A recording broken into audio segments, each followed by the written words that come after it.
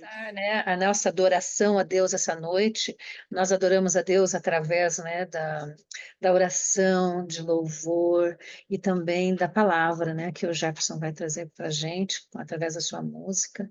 Então, hoje temos aí o Jefferson. Obrigada, viu, Jefferson, por aceitar o convite. Faz tempo que, né, foi em 2023 que você esteve aqui e estavam pedindo, tá? Então, muito obrigada. Um Palco é seu. prazer, privilégio. E, amigo, querido Jefferson, mais uma vez, Oi, obrigada por aceitar aí o convite. um Estamos prazer. tentando aí por um tempinho, né? Pois Mas é. a agenda, e vocês podem imaginar como é a agenda né, do Jefferson. Mas estamos aí. Ah, obrigada, Jefferson. O Jefferson é uma pessoa incrível, eu acho assim, um diferencial muito grande do Jefferson para mim é assim, como ele vive o que ele canta. O valor que ele dá para a esposa dele, para a filhinha, é um homem de família, né? Então, eu adorei essa música que ele lançou, né? Lariar, o que ele vai fazer hoje para a gente. E é um artista, eu falo assim, coerente, né? Com o que ele fala, com como ele vive. Então, Jefferson, eu tenho a minha admiração por você, tá? Porque eu sei o mundo artístico que você vive e a sua família é tão preciosa que você já recusou pedidos, assim, chamados, né, como pastor e até posterior, mas que você preza, que você zela a sua família, e isso é admirável, tá? Amém. Obrigado por esse carinho, por essas palavras. Alegria estar aqui com vocês, que estão aqui semana após semana, né, perseverando aí em oração, nessa comunhão tão bonita que vocês têm. Esse encontro é um ato de fé, né? Porque imagina, vocês se reúnem todas as terças, né? Isso no encontro formal aqui, né? Fora que vocês já devem conversar durante a semana, deve ter grupos, né, de pedidos de oração. Então, é um encontro de fé, porque quando se ora, acredita-se que existe alguém ouvindo, né? Então, que legal isso de vocês. Não só ouvindo, mas alguém que se compadece, alguém que nos ama, que legal. Louvado seja Deus por esse ministério.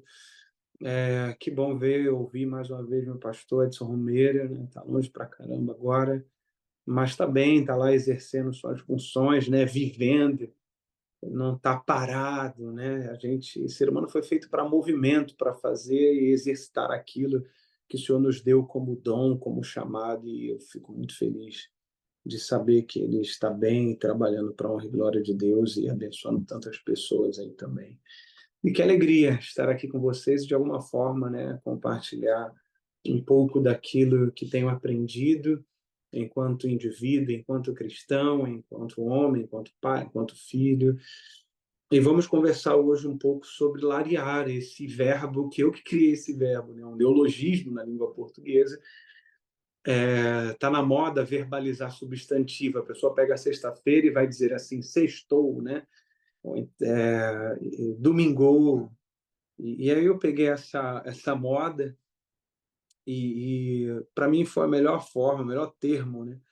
Eu pude pensar sobre o que é que a gente faz quando estamos reunidos enquanto família, sobre a sacralidade da família. Então, eu peguei o substantivo lá e transformei num verbo, larear.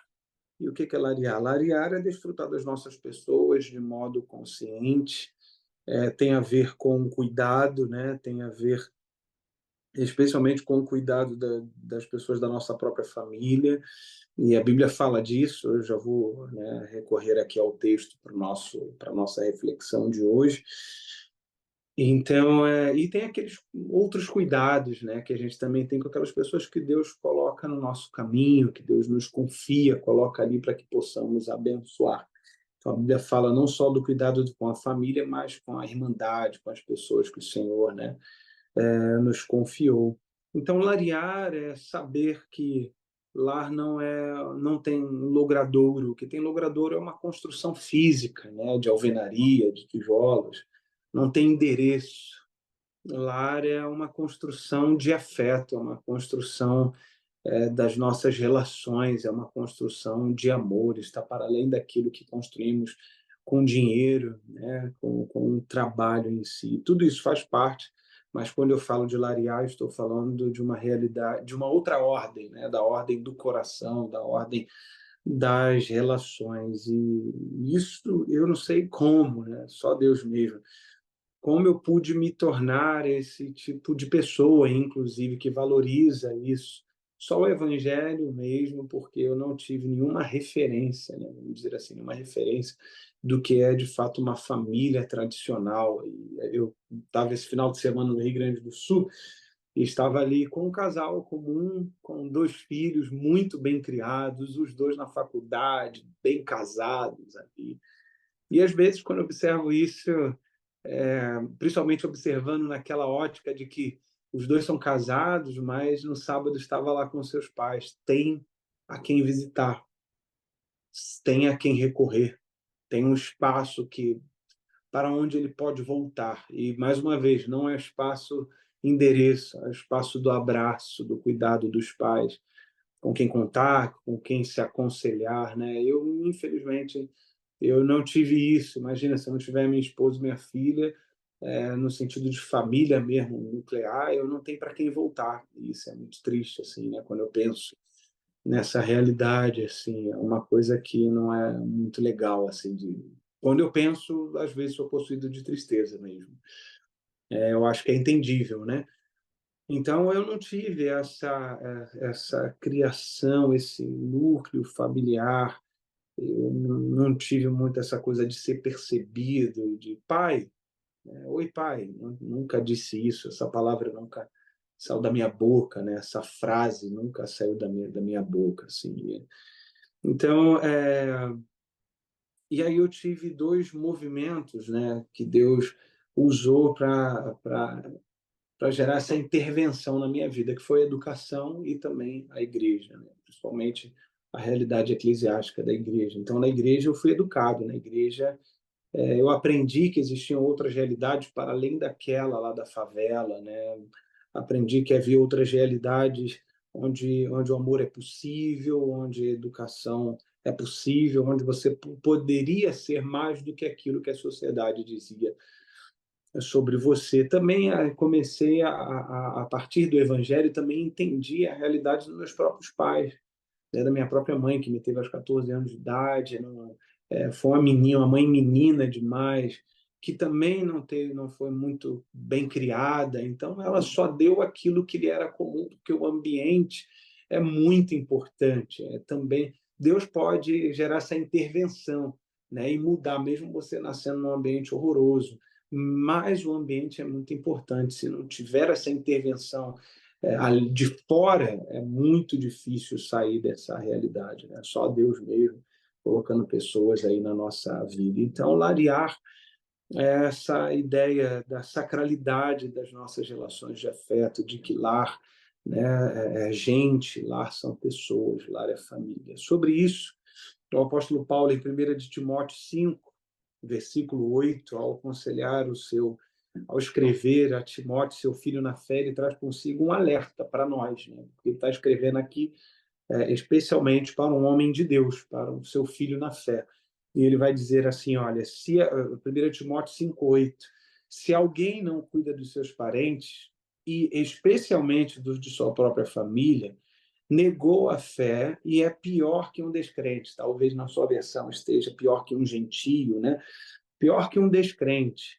Então, não é possível, para o apóstolo Paulo, uma realidade em que você é cristão e, ao mesmo tempo, você negligencia as suas pessoas. Veja, ele diz, aqueles que não cuidam dos seus parentes, especialmente do de sua própria família, dos seus parentescos, especialmente do de sua própria família, ele vai dizer que não dá para equacionar isso com a realidade da fé. Então, é uma negação da fé. E por que ele vai dizer que é pior do que um descrente? Porque há descrentes que cuidam bem da sua família, entendeu? Então, nós que somos do reino de Deus, isso não pode caber no nosso universo de sentido sermos cristãos e, ao mesmo tempo, sermos descuidados para com a nossa família, né? Porque se alguém não cuida dos seus parentes, especialmente dos de sua própria família, negou a fé e tornou-se pior que um descrente. E esse é um texto que nos traz esse alerta.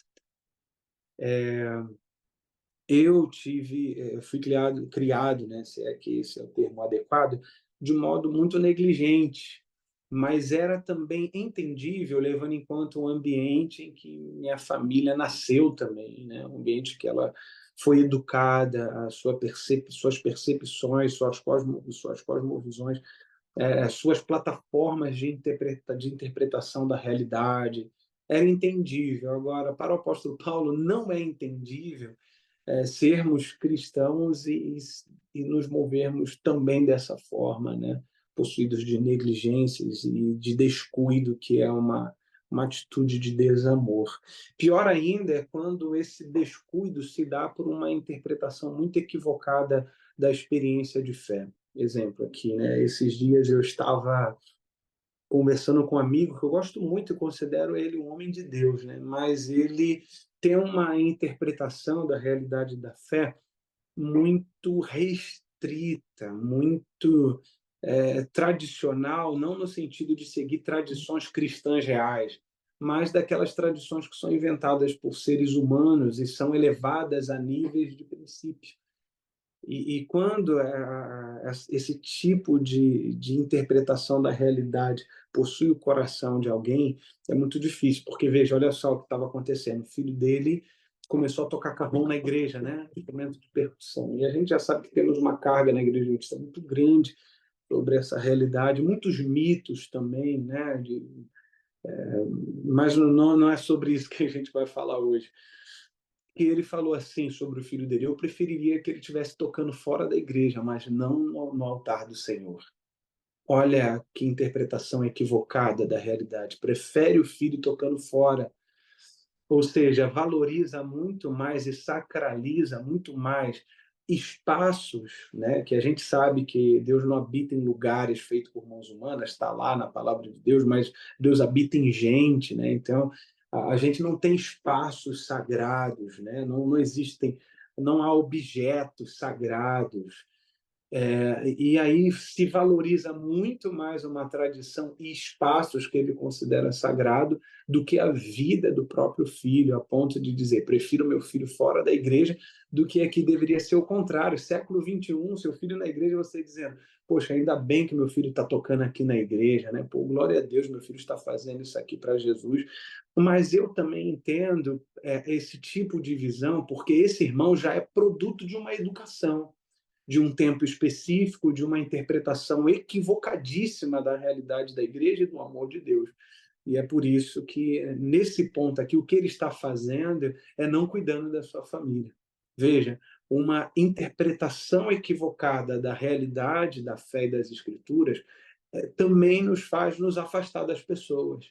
E não cabe no meu universo de sentido que uma experiência de fé legítima me torne uma pessoa insuportável dentro da família, a ponto de eu ser um inconveniente, de eu ser a pessoa não mais convidada para o almoço de sábado e de domingo da minha família, porque me tornei essa pessoa muito radical, essa pessoa desagradável, que a gente confunde, não estou defendendo princípio, mas com desamor não faz sentido.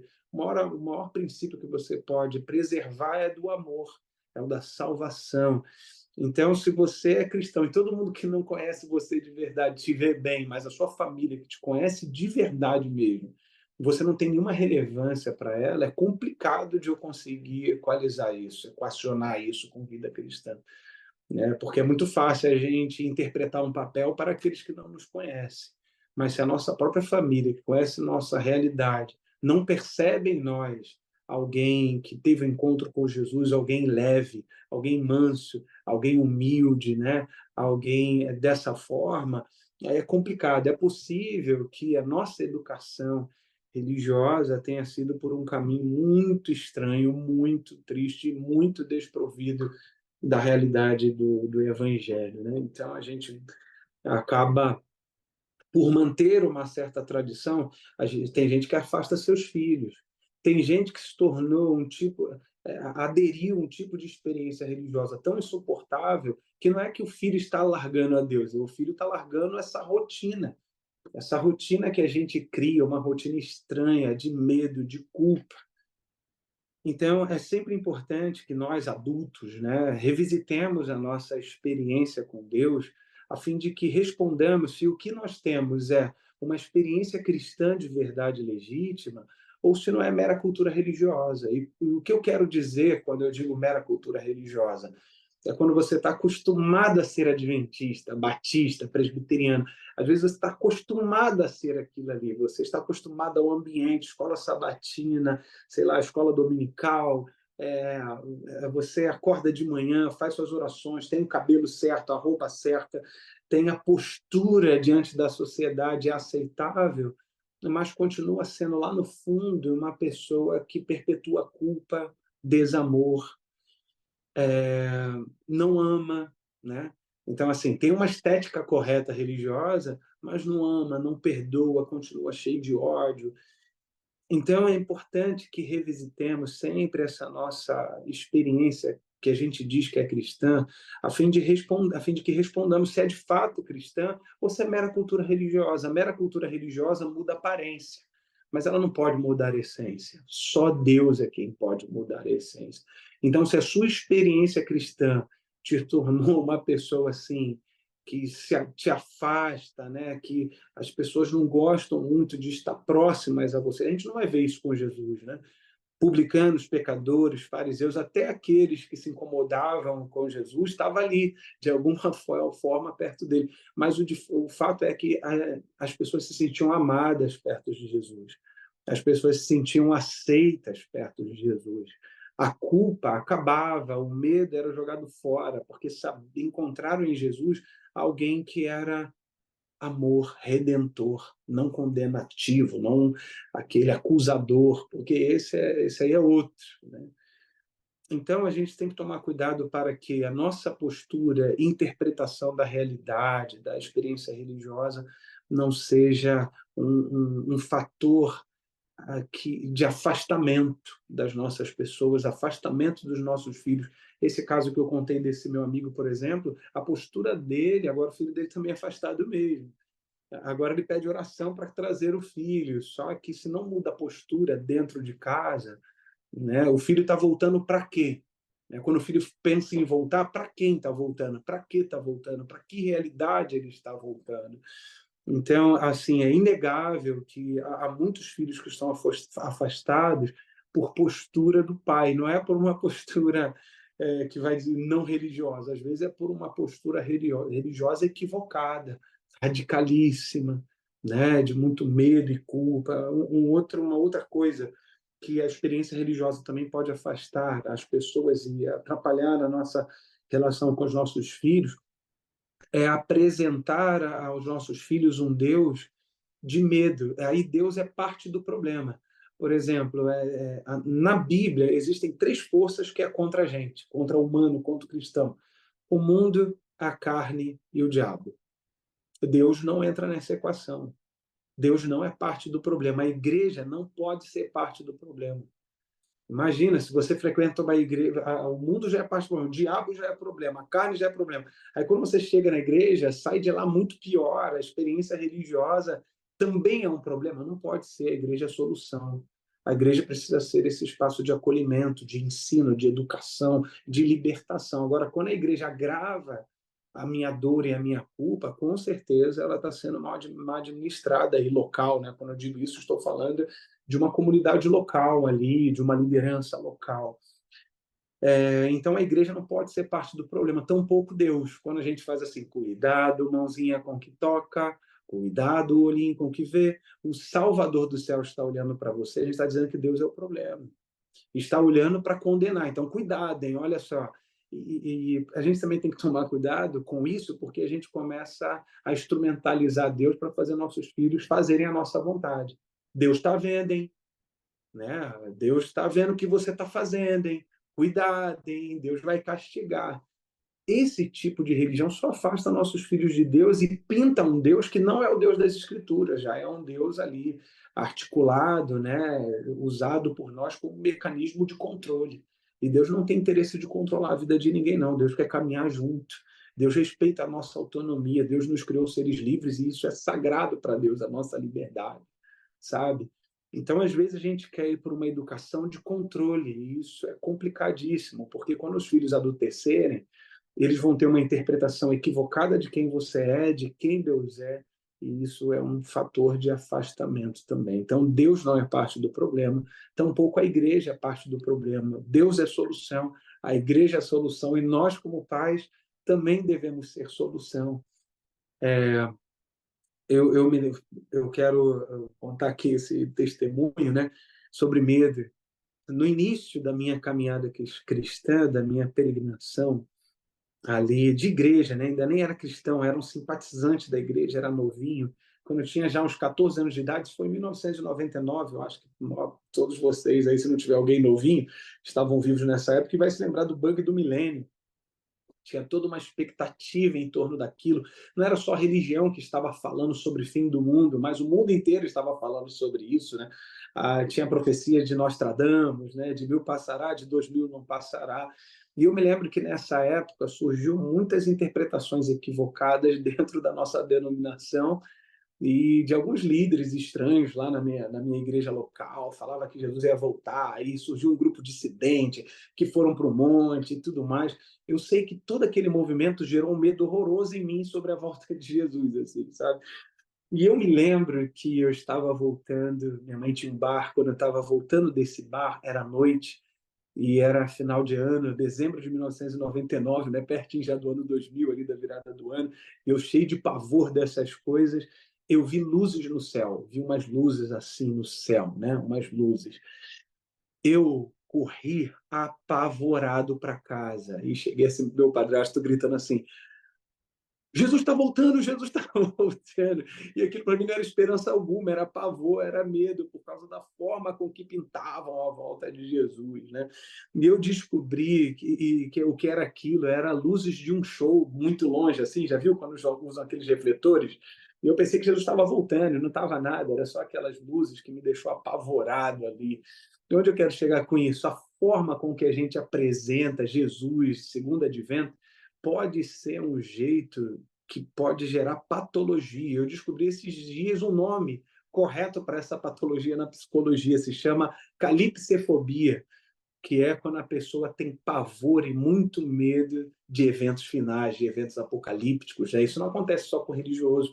O ator Ashton Kutcher, eu acho que é assim que se fala, ele criou um bunker, né? Criou um bunker lá, porque tá com medo do apocalipse, por causa dessas questões de tecnologia e tudo mais. Criou um bunker. Tem tantos outros que fazem isso, mas dentro da igreja, às vezes, dentro da religião, isso pode ser muito agravado. E isso é diagnosticável, calipsefobia. Eu prefiro chamar o que alguns teólogos vão chamar, que é escatofobia, que é medo das questões escatológicas, medo das questões finais. Né? E quando essa pessoa que tem medo disso encontra alguém que idolatra isso, que é a escatolatria, que é a pessoa que tem obsessão por eventos finais, só fala disso o tempo todo, aí, amigo, a doença só aumenta, cria uma patologia horrorosa de culpa e de medo. A volta de Jesus é a solução, é a vitória do Cordeiro, é a vitória de Deus. A volta de Jesus é esperança, não é pavor para a gente. Então, a gente tem que tomar muito cuidado com a nossa educação cristã para os nossos filhos, aquilo que a gente apresenta para não perpetuar neles culpas a ponto de se tornar uma patologia que é diagnosticável e é para ser tratada.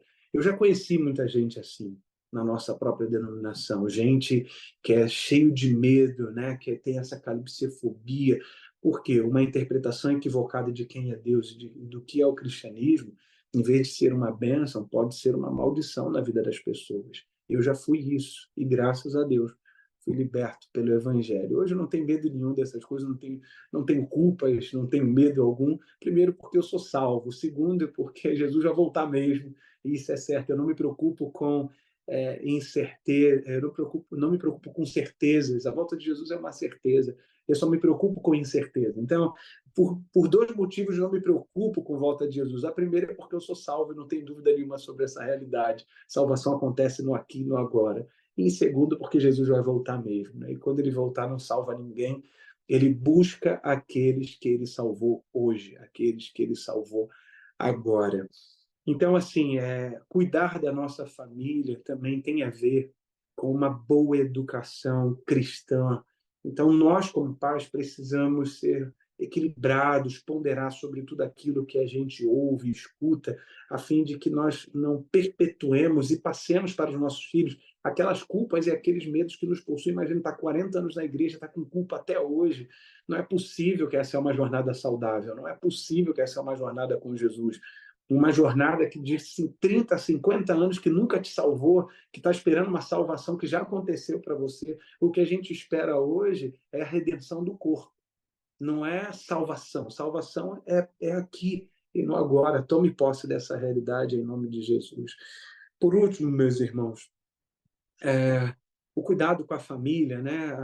Eu acho que eu não preciso nem falar do mantimento, da educação de um modo geral, da sua presença. E eu quero encerrar com esse último testemunho e que deu origem à música Lariar. Eu havia acabado de pousar numa cidade lá no Mato Grosso, né? Uma região onde tinha muitos plantadores de soja, uma região muito milionária, muito rica, né?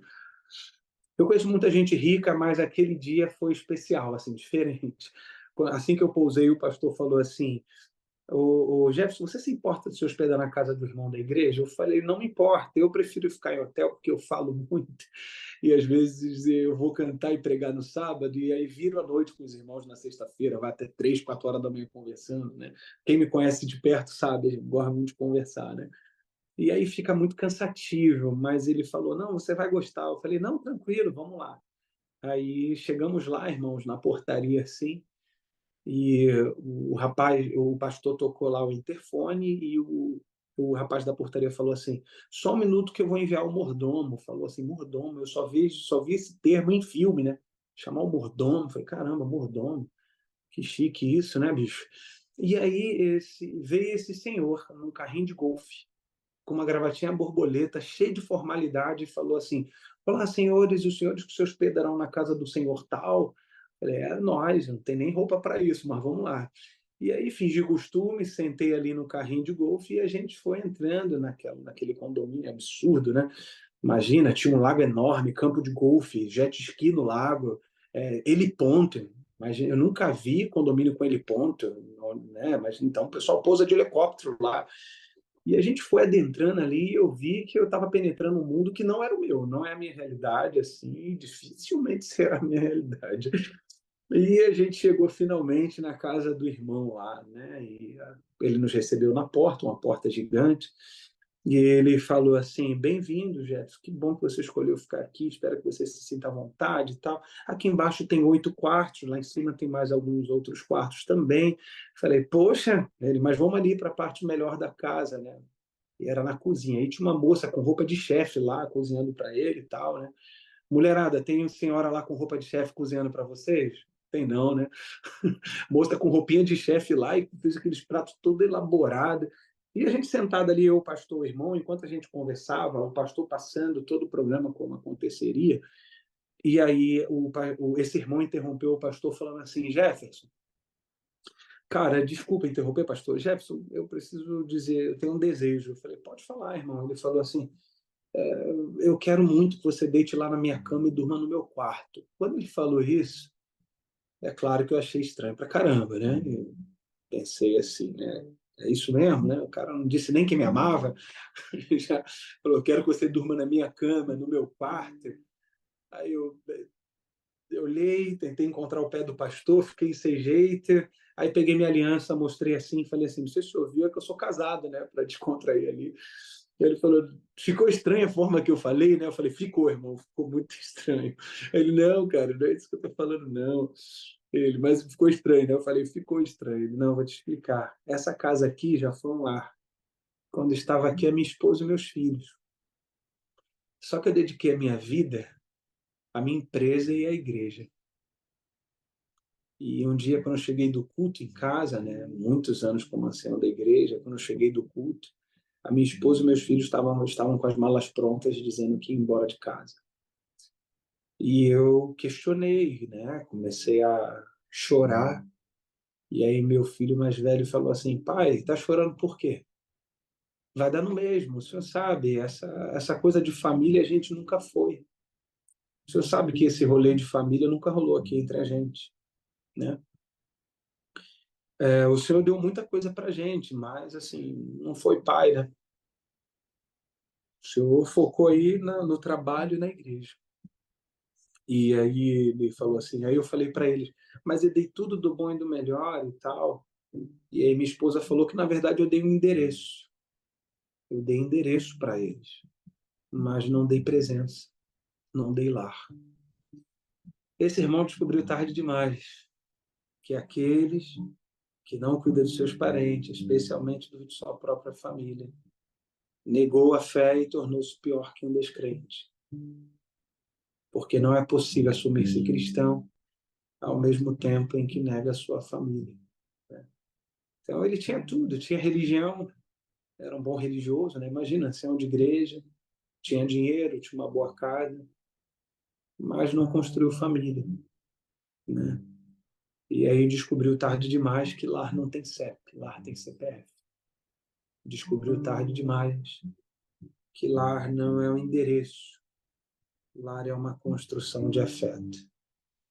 Quando isso aconteceu, eu viajava muito também. E aí ele falou assim: eu falei isso para você dormir no meu quarto porque eu não fico mais nessa casa. Depois que eles foram embora, eu fico na casa da minha mãe, né?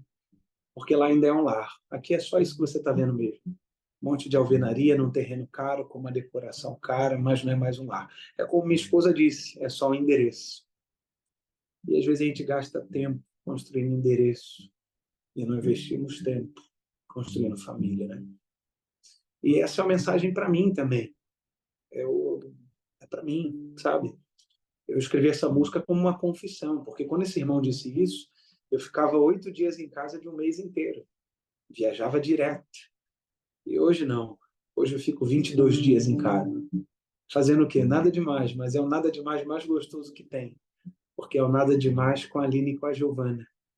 Pensa num nada demais bom, assim. E aí criei Lariar. Criei o termo, criei a música. E eu quero terminar cantando essa música, trazendo essa reflexão para a gente. E convidar você também, meu irmão, a revisitar a sua experiência de fé. Sim, você está aqui, você é um homem de oração, mas que interpretação é essa que você faz do Evangelho, que faz com que a sua experiência religiosa seja uma experiência ruim para os seus filhos? Que Deus é esse que não encanta nossos filhos? Que Deus é esse que perpetua culpa, medo e dor nos nossos filhos? Será que a gente está apresentando esse Deus amável que um dia encontrou a gente mesmo? Aliás, será que o que a gente encontrou foi um Deus amável mesmo ou foi mera religiosidade? Né? Será que você também não é alguém cheio de medo e cheio de culpa e está seguindo aí a vida religiosa só por medo de inferno ou porque quer céu? Ainda não teve uma experiência real com Jesus Cristo que liberta, que gera leveza, que gera esse sopro suave, manso. Afinal, nosso Deus é manso. Nosso Deus é um Deus leve, de jugo suave, fardo leve. Será que você não está carregando fardo pesadíssimo já faz muitos anos? Minha oração é que antes de ser um bom pai, uma boa mãe, que você seja encontrado por Jesus. Ah, Jéssica, mas já estou há anos na igreja. Não estou falando de frequente, de adesão à experiência religiosa, não, irmão. Eu já fui isso aí também. Já fui o cara só da religião, o cara religioso. E aí Jesus me encontrou. E hoje, assim, eu sou impecável? Claro que não. Mas sou leve. Sou levinho, assim, né? Porque eu sei que quando eu errar, Deus vai estar lá. E eu quero que minha filha aprenda sobre esse Deus. Um Deus que não franze a testa para pecadores, um Deus que não ameaça as pessoas com a sua volta, com a segunda advento, mas um Deus que gera esperança com a segunda advento, sabe? Então, que essa música traga reflexão e que você possa valorizar as suas pessoas. Se você ainda tem vovó, valorize. Eu não tenho mais, né? Queria tanto ouvir a voz da minha avó de novo, assim, comer do seu bolo de macaxeira. Então, enquanto você ainda tem sua gente, valorize. Elas são o que há de mais sagrado aqui. Nenhuma experiência religiosa pode custar nossa relação com a família. Se tá custando a nossa relação, é possível que a gente esteja exercendo ela de maneira muito equivocada, sabe? Então, que Deus nos ensine a larear, a desfrutar das nossas pessoas de modo consciente e valorizarmos, porque isso é o que há de mais sagrado aqui. Tanto tempo eu busquei, tão longe daqui, que tolice estava aqui, tão perto de mim. Estava bem aqui, tão perto de mim. Entenda, a minha casa é gentil. Quero larear para sempre. Lar não são paredes, lar não é alvenaria. Lar é família. Lar não são paredes, lar não é alvenaria.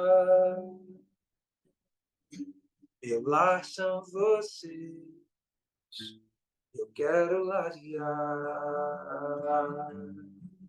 larear, larear.